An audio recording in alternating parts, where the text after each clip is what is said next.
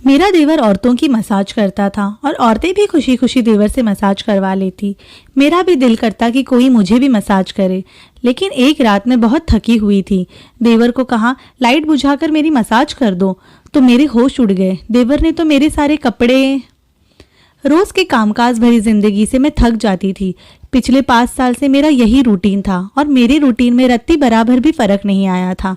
सुबह सवेरे उठकर नाश्ता बनाना, उसके बाद घर के ज़रूरी काम निपटाना और उसके बाद पति के साथ खेती करने में रवाना हो जाती। फिर उसके बाद वापस आती और आकर खाना बनाती और घर के बाकी के कामों को पूरा किया करती थी। घर में मेरे अलावा और कोई औरत नहीं थी, इसीलिए घर की सारी जिम्मेदारियां मुझ अकेली पर पड़ गई थी। घर में रोटी बनाने के साथ साथ खेतों में जाना, वहां पर कामकाज करना, इन सब से मैं बहुत ही ज़्यादा थक चुकी थी। मैं जब सुबह घर से बाहर जाने लगती तो हमारे घर पे मोहल्ले की और करीब गांव की औरतें मेरे देवर के पास मसाज करवाने के लिए आ जाती थी और शाम तक उनका आना जाना लगा रहता था। मेरा देवर घर पर ही रहता था और उनके ऐसे काम से अच्छी खासी आमदनी हो जाती थी। वो पढ़ा लिखा था और खेतों में काम करना पसंद नहीं करता था। यही वजह थी कि मुझे अपने पति की मदद करने के लिए खेतों में जाना पड़ता। हमारे गांव में सभी औरतें अपने पति के साथ मिलकर खेत के काम किया करती थी और उसका हाथ बटाया करती थी। पति का हाथ बटाने के चक्कर में मैं बहुत थकान से चूर चूर हो जाती थी। मेरा भी तो काम से बहुत बुरा हाल हो जाता था। मेरा भी कभी कभी दिल करता था कि देवर से मसाज करा लूं। मेरा देवर बहुत अच्छी आदत का इंसान था। वो किसी से भी ज़्यादा फालतू की बातें नहीं करता था। मेरे पति ने मुझे पहले दिन ही ये बता रखा था कि हमारे यहाँ औरतों का मर्दों से ज़्यादा बातचीत करना पसंद नहीं किया जाता। मैं खुद भी कम बोलती थी। मैं भी ज़रूरत होती तो ही उसके साथ बात किया करती और खाना रख कर आ जाती थी। कभी कभी इसका मूड होता है तो वो हम दोनों मियाँ बीवी के साथ आकर खाना खाता है। ज़्यादातर तो वो अपने कमरे में ही रहता था। अपने कमरे के साथ ही उसने एक और कमरा बनाया हुआ था जहाँ अपना काम धंधा करता था। मुझे अपने देवर की समझ नहीं आती थी। वैसे तो बहुत खामोश इंसान था, पर पता नहीं ऐसा काम कैसे कर लेता था। औरतों की मसाज देने में शर्म नहीं आती थी। मुझे तो सोचकर ही शर्म आने लगी थी। जब मैंने अपने पति से ये बात की तो वो हंसकर कहने लगे कि इसका ये काम है और रोजगार भी इसी से चलता है। अगर वो अपने काम में शर्माएगा तो कहाँ से खाएगा। उनकी बात सुनकर मैं खामोश हो गई थी। कभी कभार जब मैं काम से बहुत थकी हारी होती तो मेरा दिल करता कि मेरा देवर मेरे भी जिस्म को दबाए ताकि मेरी थकावट दूर हो जाए। मेरी शादी को उस वक्त 2 साल हुए थे जब मेरी सास का देहांत हो गया था। उसके बाद घर की सारी जिम्मेदारियां मेरे ऊपर आ गई थी। उनकी मौजूदगी में मैंने एक पल भी चैन की सांस नहीं ली थी। वो हर पल मुझ पर नज़र रखती। मैं कहाँ जा रही हूँ, क्या कर रही हूँ, उनकी निगाह हर चीज़ पर होती थी। मैं इस माहौल से बहुत ज़्यादा परेशान हो चुकी थी। मेरी शादी के 1 साल बाद ही उन्होंने मुझे बच्चा ना होने के ताने देना शुरू कर दिया था।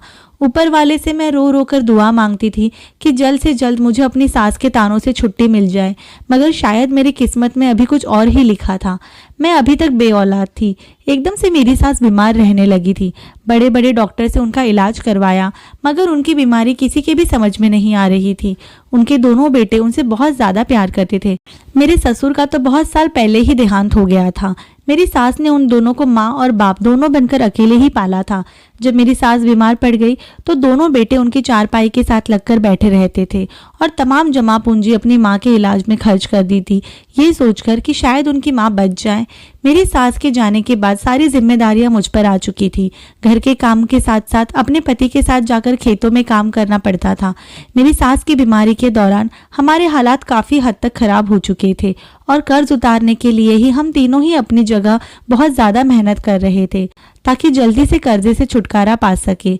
जब मैं कामकाज करने जाने लगती तो हमारे घर में औरतों का आने का सिलसिला शुरू हो जाता था। हर उम्र की औरतें, लड़कियां मेरे देवर के पास आती थी। मैंने आज तक कभी भी किसी से अपने देवर के बारे में कोई गलत बात नहीं सुनी थी। सब लोग इसकी शराफत के बारे में गवाही देते थे। मगर एक दिन बहुत अजीब बात हुई। उस दिन मैं दोपहर का खाना बनाने के लिए जब घर में आई तो मैंने अपने मोहल्ले की एक लड़की तमन्ना को देवर के कमरे से रोते हुए बाहर जाते देखा। मैं ये मंजर देखकर हैरान रह गई। शादी के 5 सालों में ऐसा पहली बार हुआ था। मेरे देवर की शराफत का सारा जमाना गवाही देता था और वो एक ऐसा लड़का था जिसकी वजह से आज तक किसी को भी कोई तकलीफ नहीं पहुंची थी। तो फिर तमन्ना इस तरह से रोते हुए वहां से क्यों गई थी? मैं देखकर परेशान हो गई और कुछ सोचने पर मजबूर हो गई।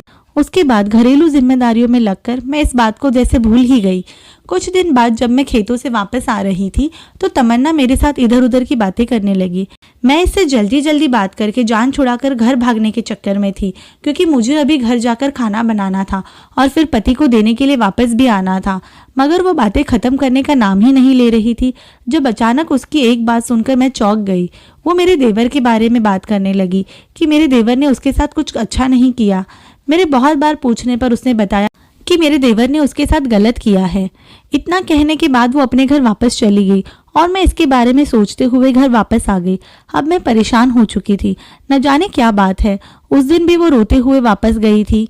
इस बात को मैंने अपने पति के साथ करने के बारे में सोचा। जब तक मेरे पति के आने का वक्त हुआ तब तक घर की जिम्मेदारियों में मैं भूल गई कि मुझे उनसे कोई बात करनी थी। इसी तरह दिन तेजी से गुजरने लगे थे और एक दिन हम दोनों खेत में काम कर रहे थे। हमें जल्दी से घर वापस चलने के लिए कहा तो हम दोनों ये सुनकर परेशान हो गए थे। न जाने क्या बात हो गई। जब हम दोनों घर वापस आए तो बहुत ज़्यादा औरतों की भीड़ जमा हुई थी और कुछ मर्द भी वहां पर इकट्ठा हुए थे। हम दोनों जब घर में दाखिल हुए तो हैरान रह गए। सामने ही मेरा देवर मेरी तरफ मुंह करके सिर झुकाए खड़ा था और उसके चेहरे पर निशान थे जैसे किसी के साथ हाथापाई हुई हो। वहां पर मौजूद मोहल्ले की औरतें की गवाही से मालूम हुआ कि मेरे देवर ने तमन्ना पर हाथ डालने की कोशिश की है। तमन्ना भी वहां मौजूद थी। वो रो रही थी। इसकी हालत देखकर मैंने अपना दिल थाम लिया और एक नज़र जो मैंने अपने देवर पर डाली तो उधर वो शर्म के मारे जमीन में गड़ा जा रहा था। तमन्ना के माँ बाप का कहना था कि मेरे देवर को तमन्ना के साथ शादी करनी होगी, मगर मेरे पति ये सुनते ही बड़ी हैरत में पड़ गए और गुस्से से चिल्लाने लगे, ये सब झूठ है, मेरा भाई ऐसा कर ही नहीं सकता। मोहल्ले के बाकी लोग भी देवर की शराफत की गवाही देने लगे, मगर तमन्ना के माँ बाप का कहना था कि शादी तो इसे करनी ही पड़ेगी। और फिर गाँव के बड़े लोगों ने बीच में पड़कर मामला रफा दफा किया। इसके बाद तो मेरे देवर के किरदार पर जैसे धब्बा लग गया था और सबने उसके पास आना जाना छोड़ दिया था। वो सारा दिन अपने कमरे में बंद रहता, बिल्कुल गुमसुम सा और खोया खोया। पहले भी बहुत कम बोलता था, मगर अब तो जैसे बात करना ही भूल गया था। इसकी हालत देखकर मुझे उस पर तरस आता था। मेरा दिल कह रहा था कि मेरा देवर ऐसे कैसे कर सकता है। मेरे पति ने बहुत कोशिश की कि उनके साथ वो खेतों में जाकर काम करे, मगर उसने ये सुनते ही साफ मना कर दिया। और फिर मेरे पति के एक दोस्त की वजह से उसके लिए एक शहर में नौकरी का बंदोबस्त हो गया और वो शहर में एक किराए पर कमरा लेकर रहने लगा। हम दोनों मियाँ बीवी घर में अकेले रह गए। अक्सर मुझे अपने देवर की कमी महसूस होती थी। मेरे पति भी उसके लिए उदास रहते थे। मैं अक्सर ये सोचती थी, कोई लड़की कैसी भी क्यों ना हो, पर ऐसे अपने इज्जत का सरेआम तमाशा नहीं बना सकती।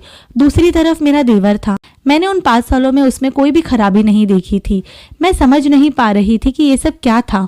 दिन इसी कश्मकश में गुजर रहे थे जब मुझे एक दिन खुशखबरी मिली, जिसको सुनने के लिए मेरे कान तरस गए थे। मैं बहुत ही ज़्यादा खुश रहने लगी थी। मेरे पति ने मेरे खेतों का काम छुड़वा दिया और उन्होंने अपने साथ काम करने के लिए एक नौकर रख लिया था, पर मुझे ज़्यादा से ज़्यादा आराम करने को कहा था। मेरी तरह वो भी औलाद के लिए तरस रहे थे। हम दोनों ने इस खुशी के लिए इतने सालों से इंतज़ार किया था। कुछ दिन के बाद मेरा देवर छुट्टी पर गांव वापस आया और अपने कमरे में जाकर आराम करने लगा। मेरे पति देर रात तक खेतों में काम किया करते ताकि उन्हें ज़्यादा से ज़्यादा मुनाफा हासिल हो। अब होने वाली औलाद की वजह से उन पर जैसी जिम्मेदारियां और बढ़ गई थी। मैं अपने घरेलू कामकाज से बहुत ही ज़्यादा थक जाती थी। थकावट की वजह से मेरी हालत खराब हो जाती थी। उस दिन भी मैं बहुत बुरी हालत में थी। मेरे पति अभी तक खेतों से वापस नहीं आए थे। मैंने सोचा कि आज मेरा देवर घर पर ही है तो उससे मसाज करवाने कहती हूँ। मेरा जिस्म थकावट के मारे चूर चूर हो चुका था। मैं अपने देवर के कमरे में चली गई। मुझे देखकर वो चौंक गया। मैंने कुछ देर तो सोचा कि उससे कैसे बात करूं, मगर शर्म को मैंने एक जगह रखा और उसे कहा कि लाइट ऑफ कर दे और थोड़ी देर मेरी मसाज कर दे। अगले ही पल मेरा देवर बिस्तर से उठकर खड़ा हो चुका था। वो जैसे ही अपनी जगह से उठा, उसके चेहरे पर डर साफ दिखाई दे रहा था। वो कहने लगा, नहीं भाभी प्लीज़, मेरे भाई का रिश्ता खराब हो जाएगा। मैं इस रिश्ते को खराब नहीं करना चाहता। आप प्लीज़ यहाँ से चले जाएं। अपने देवर की आवाज़ सुनकर मैं जैसे हैरत में पड़ गई थी। शर्मिंदगी के मारे मुझसे कदम उठाने मुश्किल हो रहे थे। मेरा देवर न जाने मुझे क्या समझ रहा था। मैं अपने कमरे में वापस आ गई और ख्यालों में खो गई थी। लेकिन मेरे देवर ने मुझे गलत क्यों समझा? मैंने तो उसे सिर्फ मसाज के बारे में ही कहा था और अगले दिन सुबह सवेरे वो वापस चला गया था। फिर कुछ दिन बाद मुझे और पूरे गांव को ऐसी खबर सुनने को मिली जिसने हम सबके होश उड़ा दिए। तमन्ना ने सबके सामने रोते हुए इस बात का इजहार किया कि उसने मेरे देवर पर झूठा इल्ज़ाम लगाया था। वो दरअसल इससे शादी करना चाहती थी, उसके प्यार करती थी, मगर मेरा देवर ठहरा शरीफ इंसान।